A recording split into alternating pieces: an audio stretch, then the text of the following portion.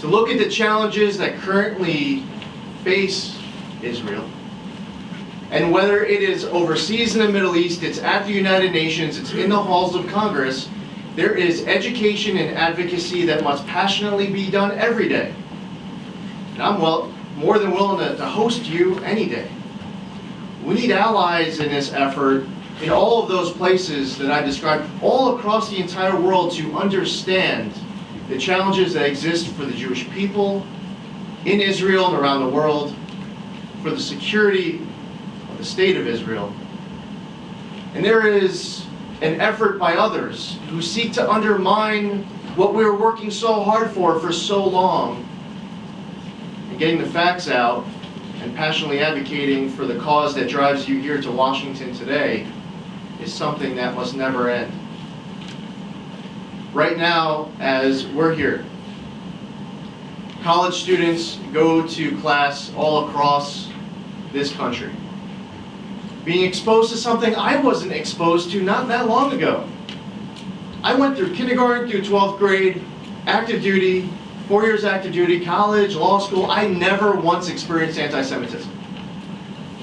And I thought maybe I'd be the first generation of what would be many generations that wouldn't be experiencing it.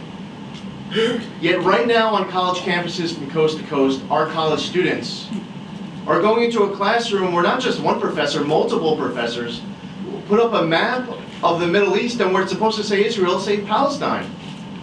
Multiple professors at the same university. And as we seek to fight for Israel, our nation's greatest ally, there are foreign countries and foreign companies trying to harm the Israeli economy today. With the rising tide of anti-Semitism, with the growing BDS movement, and that's why our advocacy here is so important, to raise awareness and to fight back against the false narrative that is going on our college campuses, that is going on at the United Nations and elsewhere. It was not that long ago, it was 1942, FDR is here, giving a State of the Union address advocating for a United Nations. And he says that we must fight against racism wherever it rears its ugly head. Now, we can't define racism in 2017 terms. We should define racism looking at the next word of FDR's speech to find out what he had in mind. The next word of his speech was Hitler. The United Nations is becoming an entity, a force of exactly what it was created to fight against. Better leveraging the money that we pay there, and in the conversations that, whether it is Ambassador Haley, who's doing a great job at the UN, or our other great diplomats, we need to learn from what happened last December and ensure that that never repeats itself. Where a UN Security Council resolution gets passed seeking to ethnically cleanse Judea and Samaria and East Jerusalem, and we abstained, we didn't veto that, there shouldn't be any daylight between our two countries. And we have to lead. In the absence of our leadership, sometimes people assume that that vacuum is going to be filled by good actors. And too often that vacuum gets filled by the bad aggressors. And we're seeing that at the UN. Yesterday, the House Foreign Affairs Committee passed the Taylor Force Act. Taylor Force is he was an American. He was a graduate from the United States Military Academy at West Point. He was a United States Army veteran, and he was brutally murdered by a Palestinian terrorist.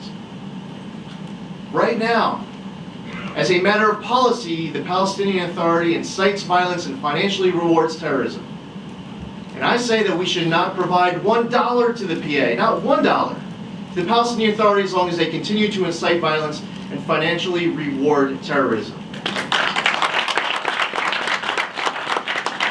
These are 2017 threats that exist to the Jewish people, 2017 threats that exist to the state of Israel. And when Palestinian terrorists murder innocent Israelis, we should not be tripping over ourselves, going out of our way to somehow create some false equivalency between the Israelis and the Palestinians, Call it for what it is. Don't accuse both sides of terrorism. It's Palestinian terrorists murdering innocent Israelis and Americans. So in our words that come out of the State Department and elsewhere, we should be calling it exactly as it is and not tripping ourselves and ending up redefining history. I had the privilege of traveling to Israel for Shimon Peres's funeral with President Obama. And the speech, the transcript of his speech was edited, and a new transcript was issued on our plane ride back from Israel. And where it originally said Jerusalem, Israel, it said Jerusalem, Israel with a thin line through Israel. That happened about 3 rows behind me on this plane. And having so much inspiration from what was an amazing trip, the last founding father of Israel to be buried, to have that happen 3 rows behind me was infuriating. Jerusalem is the undivided, unquestionable capital of Israel. It should be recognized as such. What are our 2017 issues that inspire us to come to Washington? It is advocating for the United States Embassy to be moved from Tel Aviv to Jerusalem.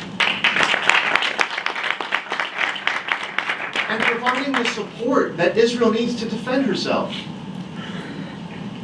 Whether it is Hamas in Gaza, it's Hezbollah in Lebanon with rockets waiting to attack, learning their lessons from last time, knowing that they can bring 50 or 75 or 100,000 rockets next time and overwhelm Iron Dome abilities. The relationship between our nations to ensure that Israel is able to defend herself, that Israel has an inherent right to self-defense, that legitimacy is weighed based off of facts and not false rhetoric. We need to ensure that she has the resources that she needs, and when she chooses to defend herself, that we stand with her. These are some of the 2017 challenges that motivate us to come to Washington. I co-chair the House Republican Israel Caucus. Last Congress had the privilege of being the lowest ranking Jewish Republican in Congress and the highest ranking Jewish Republican in Congress. We now have 2 of us. David Kustoff of Tennessee. We have a plan that by January of 2023, if we double at each election, we'll have a minion. So 0, 1, 2, who knows where we'll go in the future. But I'll tell you, support of Israel should be a bipartisan issue that unites Republicans and Democrats. 100%. And we have a lot of very strong allies of Israel on both sides of the aisle. We saw it when Prime Minister Netanyahu came to speak, when the Iran nuclear deal was being debated, with all the issues that I have discussed already.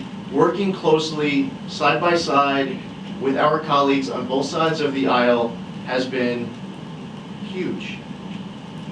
And as long as both sides are strongly supporting Israel, there's nothing to be partisan about. And that means that we need to, whether it's in your own party now, or it's something that rears its ugly head 5 years or 10 years later, you need to take leadership in your own party to rid out any of those bad elements that would seek to water down that support of Israel. Now, when I went to Israel in August of 2015, we were at a place that maybe many of you have been at, called Deck's Restaurant. Okay. Right on the Sea of Galilee. And when you were there, did you experience a boat pulling in off the Sea of Galilee? A lot of you have experienced that as well. Well, I'll tell you my experience. I was on a congressional delegation of 35 House members. I was the only Jewish member. There were 34 who were not Jewish. And that entire trip, at the end of the trip, we were sitting around tables going one person after another and sharing our reflections on that week. Now, being from New York, we have the nerve at times to feel like we live, like New York City is somehow the capital of the world. Now, the rest of you are frowning upon that. Who are you to say that your city is the capital of the world? Well, I'll tell you, when you're in Jerusalem, And they're explaining to you that these are the steps that Jesus walked to go to the temple, not a temple, the temple. And as they're saying this, an Islamic call to prayer is getting played over the loudspeaker, you're like, this is the capital of the world. And as we were back there at the end of our week, after traveling around the country, going one person after the next, grown men, breaking down in a kind of tears, reflecting on their week, that you would only have if it's been a really long time since the last time you cried, and you are shocked by the fact that you are crying in front of your colleagues. It was that kind of an experience. So at Deck's restaurant, the owner gets on the microphone, the place was packed out with locals. And as I've mentioned at events that I've been with Richard in the past, some of the people who looked like locals came up to us afterwards. They mentioned they were from Brooklyn, but they all looked like locals. And the owner starts, she's interrupting, welcoming. I mean, it was great that she did this, but interfering with everyone's dinner, preaching her love of the United States and how much she values the strength of the bond between the United States and Israel. And as she's doing this, a boat pulls up off the sea, from the Sea of Galilee, and starts blowing off fireworks. And as those fireworks start blowing off, she starts playing God Bless America over the loudspeaker. And everyone stood up. Everyone in the entire restaurant were singing along. And there were some people that didn't know the words, but they were lip syncing, and it was great. We were dancing with each other. Everyone's cameras were out, taking videos and pictures. It was a lifetime memory at that moment, and I thought, where else in the world can you go where you're at a restaurant and that's going to happen? Actually, and I realized in the days and the weeks that followed, there are a lot of places in the United States of America you could go where you can't expect the owner to do that. Fun fact, by the way, as we're here celebrating a 100th anniversary, it is the 99th anniversary of God Bless America, which was written by Irving Berlin about 5 minutes from my house at Brookhaven National Lab. Back then, it was before the lab, it was a place called Camp Upton. He was writing a review called Yip Yip Yapink. And in this review, he wrote this song he decided not to use. It was too solemn, too somber. That wasn't what he was looking for, so it was never used, it was never sung. Decades later, this woman named Kate Smith came on, stole everyone's thunder and sang what became America's unofficial national anthem. But there we were in Israel playing this song, and everyone was singing along. That inspiration is a lifetime memory for me. And whatever experiences you've had in your trips to Israel in the past, or talking to those young college students here, or watching what's going on at the United Nations, or hearing rhetoric from past administrations or current administrations, talking to people who might be your party or the opposite party, might be people in our family or friends or people at work, you came here with an inspired call to action that makes it too easy for me to want to host you here this morning. I welcome you here. There's a lot going on today. I depart and we have a lot going on. The president will be here while you're here. So he'll be here in a couple hours. We're passing a tax bill today, which I'm not going to get into, especially as a New Yorker in its current form. But I want to say thank you to Richard. Thank you all for being here, for your love of Israel, your passion, your advocacy. I'm honored to be sharing this fight with each and every one of you, and have a great day.